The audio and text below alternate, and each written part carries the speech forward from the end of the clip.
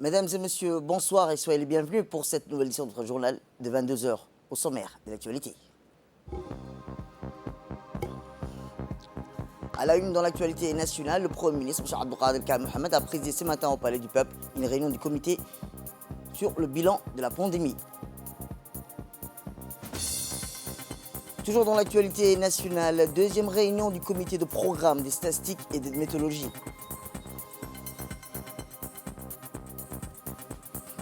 Et enfin, dans l'actualité internationale, en Italie, l'Italie demande l'aide des pays voisins contre l'incendie en Sardaigne. C'était les titres. Merci si vous nous rejoignez. Je vous le dis dans le titre, le Premier ministre, M. Abdelkader Mohamed, a présidé ce matin au Palais du Peuple une réunion de comité de pilotage de gestion du Covid-19. L'objectif est de faire le bilan sur l'avancée des gestions du Covid-19 sur le territoire national et sur la vaccination contre le Covid-19, la préparation du système sanitaire djiboutien par la crainte d'une troisième vague qui a débuté sur le pays du Grand Lac. Le Premier ministre, M. Abdelkader Mohamed, a pour sa part réitéré son soutien indéfectible au comité de gestion de la crise et lancé un appel solennel à toutes les populations et à tous les âges confondus et de se faire vacciner, surtout les jeunes, pour mieux riposter contre la variante Delta indien. Car le pourcentage de la vaccination reste toujours faible. 30 000 pour une population presque de 1 million d'habitants. C'est très faible. La réunion a vu la participation des membres du gouvernement tels que le ministre des Affaires étrangères, le ministre de la Défense, le ministre de la Santé, le ministre de l'Intérieur et le ministre de la Communication. Eh bien, notre équipe a pu recueillir des réactions, celui du ministre de la Santé, lors de la réunion du comité de pilotage de gestion du Covid-19 qui s'est tenue ce matin au Palais du Peuple. Nous avons assisté ce matin au Palais du Peuple à une réunion, comme d'habitude, de ce comité de pilotage de la gestion du Covid, présidé par le Premier ministre. L'objectif principal était de faire, le ministère de la Santé a fait un compte rendu de la préparation qu'il est en train d'effectuer sur le territoire national concernant une riposte d'une éventuelle épidémie, une éventuelle troisième vague qui allait survenir sur le territoire djiboutien. Nous n'espérons pas, bien sûr, mais le ministère de la Santé reste vigilant concernant une éventuelle survenue de cette épidémie. Comme vous le savez, Djibouti a eu, il y a quelques mois, c'est-à-dire vers le mois de février-mars de cette année, la deuxième vague. Et nous avons eu vraiment une forte mortalité. Il y a eu un pic. Sur 2 mois, nous avons eu beaucoup de décès concernant donc cette deuxième vague et nous ne voulons pas connaître encore ces genres de mésaventures. Et c'est pour cette raison que le ministère de la Santé se prépare de manière assez sérieuse concernant cette épidémie de Covid-19. Pour l'instant, sur le plan épidémiologique, nous sommes relativement, la situation est calme, nous n'avons pas beaucoup de cas. Sur une semaine, par exemple la semaine dernière, nous avons eu sur 3000 personnes, 3300 personnes testées, nous avons eu que 12 personnes qui ont été testées positives. Nous n'avons pas eu de cas de décès, mais ça ne veut pas dire que l'épidémie est loin. Autre actualité, le ministre de l'Éducation nationale et de la formation professionnelle, M. Moustapha Mohamed Mahamoud, a parrainé aujourd'hui la cérémonie de remise des diplômes aux meilleurs lauréats de l'édition du bac 2021. Ces meilleurs lauréats issus des différents lycées, à savoir de l'enseignement général et technique de la capitale et des régions de l'intérieur, ainsi que leurs proviseurs, étaient à l'honneur lors de cette belle fête. Eh bien, pour rappel, l'édition 2021 du baccalauréat était un grand succès pour le MENFOP. Montrer le court film diffusé devant l'audience pour retracer les défis et les efforts colossaux ainsi que l'esprit de sacrifice et l'abnégation qui ont permis d'obtenir des résultats aussi satisfaisants. Les meilleurs lauréats et leurs proviseurs ont témoigné de vive voix devant les officiels et les invités. Le ministre de l'Éducation nationale et de la formation professionnelle, M. Moustapha Mohamed Mahamoud, a rendu un vibrant hommage aux meilleurs lauréats, bien qu'obtenir un diplôme n'est jamais une chose aisée, le décrocher avec excellence est encore plus difficile. Pourtant, vous l'avez fait, a-t-il rappelé le ministre, vous, lauréat des baccalauréats 2021. L'occasion pour les encourager dans les parcours universitaires qui les attendent. Vous devrez maintenant maintenir vos efforts pour franchir les éventuels obstacles. Je suis confiant de vos compétences, vos connaissances, a-t-il insigné. Le ministre de l'Énergie, Younous Ali Guédié, son homologue en charge de la décentralisation, ont honoré de leur présence à cette belle cérémonie qui a vu la participation des députés des régions ainsi que de nombreuses personnalités.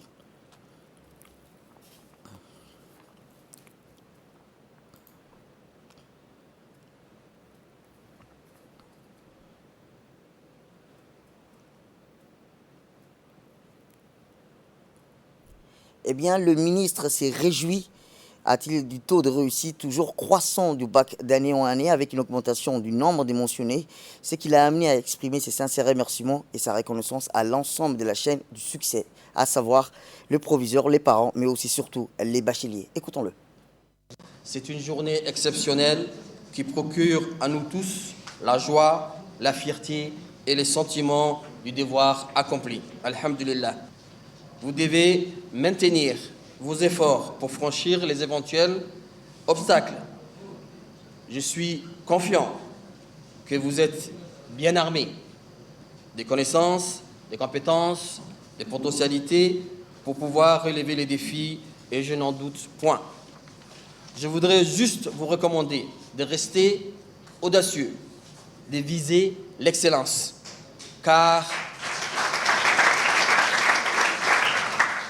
les grandes réalisations naissent des ambitions audacieuses et de l'excellence surgit bien sûr la perfection.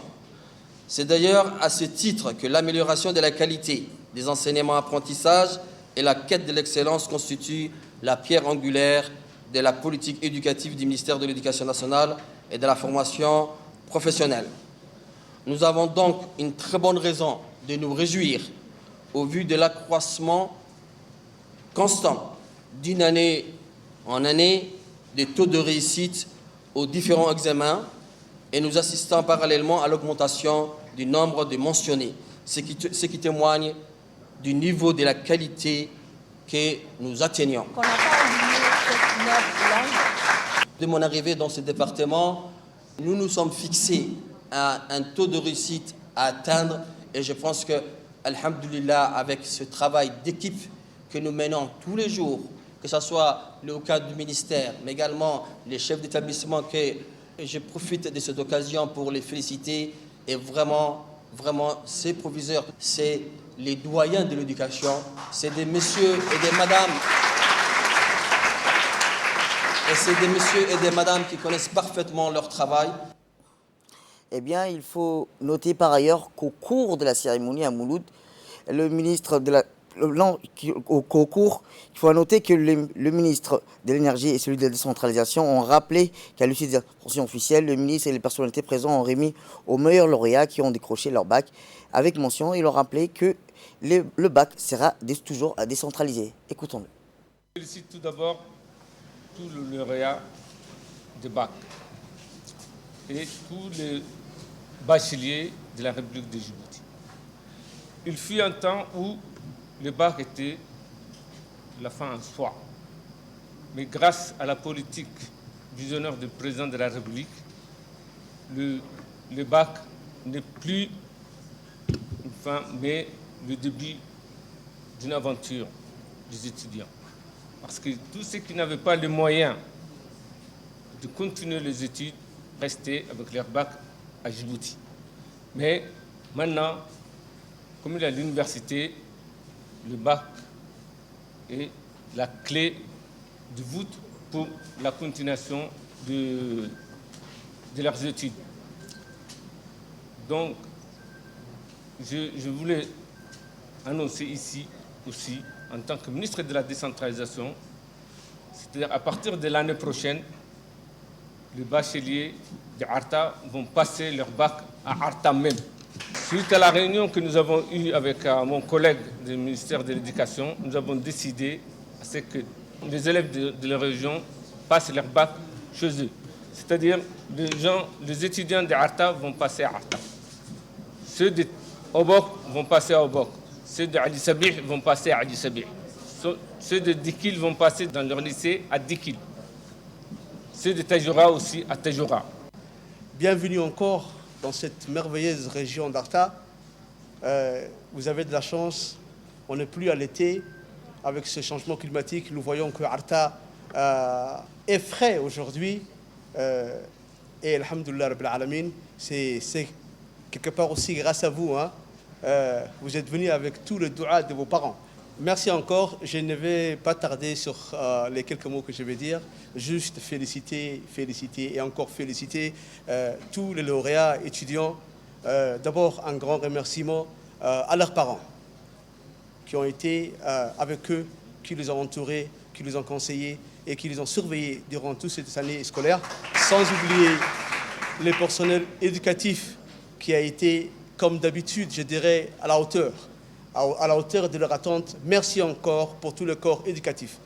Et bravo encore aux filles et bravo aux jeunes garçons. Vous avez mérité. Aujourd'hui, vous êtes la fierté de vos parents et du corps éducatif. Merci encore et bonne continuation pour votre cursus universitaire. Vous allez rentrer à l'université, Inch'Allah. Nous sommes fiers d'avoir avec nous aujourd'hui tous ces jeunes intelligents avec une compétence qui est là. Et nous sommes confiants, je l'ai dit à chaque... Voici les quelques réactions recueillies par notre équipe. Tout d'abord, féliciter tous les élèves ici présents aujourd'hui et aussi ceux qui ne le sont pas. J'aimerais également remercier mes parents, mes enseignants et ceux qui ont contribué à ma réussite de loin et de près. La cérémonie s'est très bien déroulée et j'ai vraiment été contente aujourd'hui. Merci beaucoup. Aujourd'hui, nous sommes en train de célébrer, nous avons célébré une cérémonie à l'occasion de la remise de notre diplôme pour l'ensemble des élèves ayant eu une mention très bien à notre bac.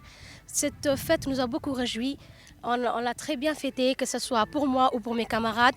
On remercie le ministre de l'Éducation pour nous avoir invités et avoir organisé une très grande fête. Cette année a été une année vraiment très dure, mais on a su rendre le meilleur de nous-mêmes grâce à nos parents, qu'on remercie énormément et qu'on rend hommage à eux qui nous ont soutenus et ont fait de nous les personnes que nous sommes aujourd'hui. Direction Mouloud, où le ministre de l'Éducation nationale et de l'enseignement professionnel, M. Moustapha Mohamed Hamoud, a posé hier à Mouloud la première pierre du lycée de cette même localité de la région d'Ikil. La localité de Mouloud était en effervescence hier matin et toute la population du village était réunie dans l'enceinte du même école de Mouloud pour accueillir le ministre de l'Éducation nationale et de la formation professionnelle et son collègue de la décentralisation, M. Qassim Haroun Ali. Hier, donc, les Mouloudiens avaient une double raison d'être fiers. Non seulement les enfants de Mouloud, avec les 74% de taux de réussite de bac, ont remporté le palme d'or du classement par région, mais ils ont aussi obtenu comme récompense la construction d'un lycée à Mouloud.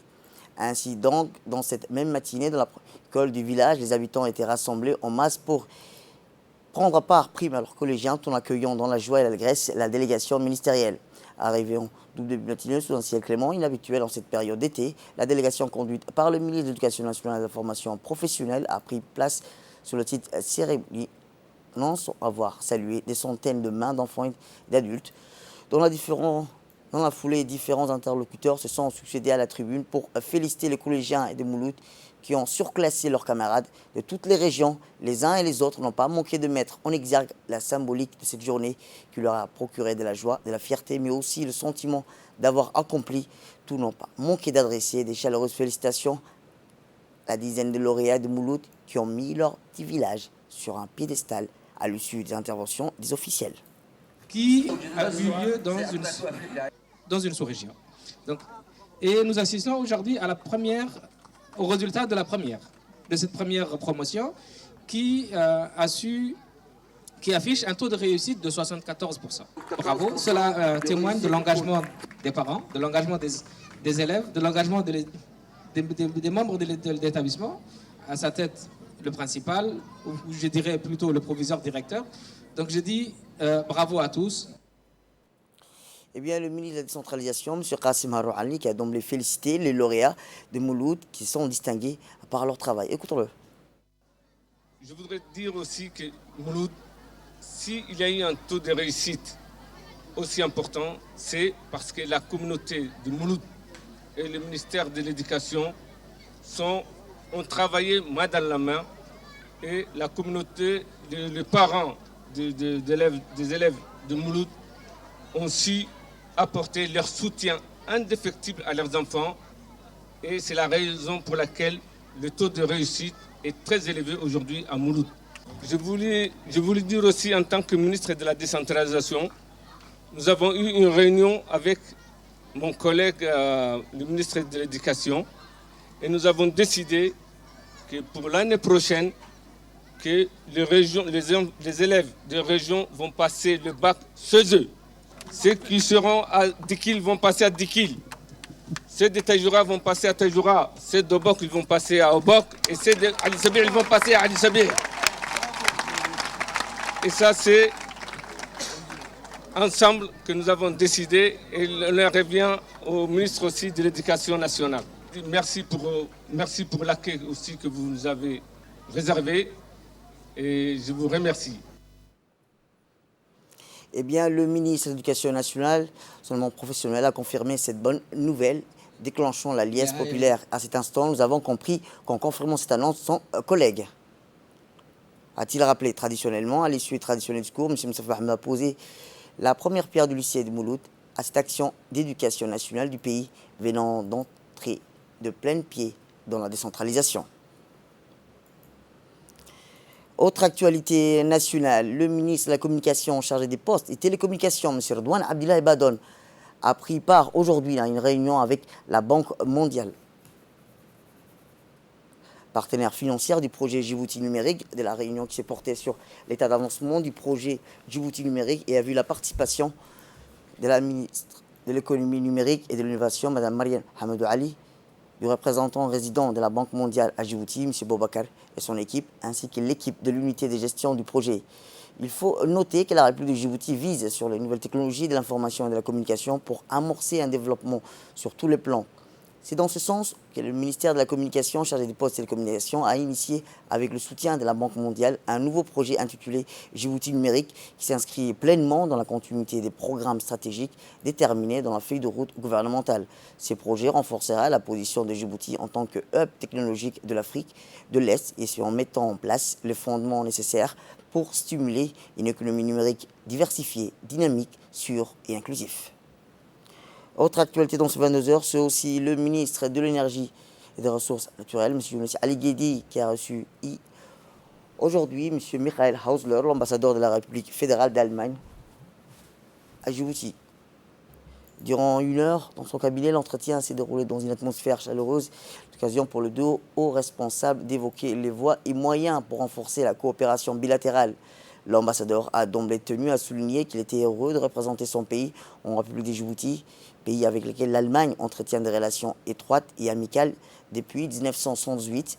Nous sommes sincèrement désireux d'accompagner l'ambitieux programme énergétique de Djibouti, rappelant à cette occasion que son propre pays tire 45% de sa consommation électrique des énergies renouvelables.